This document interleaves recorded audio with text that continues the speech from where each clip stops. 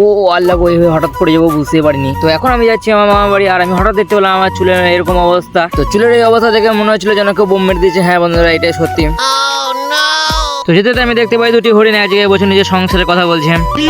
আর এটা হচ্ছে আমার মামার বাড়ি সেই যাওয়ার রাস্তা, আর এগুলো হলো আমার মামাদের গ্রামের সোনার বাগান। তো গাইজ মানে সোনার বাগান নয়, যদি তাও ধানকে একদিক থেকে সোনা বলা হয়। ও আল্লাহ গো, তো হঠাৎ এইভাবে পড়ে যাবো বুঝতে পারিনি।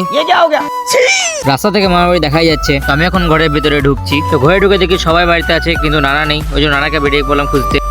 তো গাইস নানা মনে হয় মাঠে আছে, তো আমি যাচ্ছি মাঠ।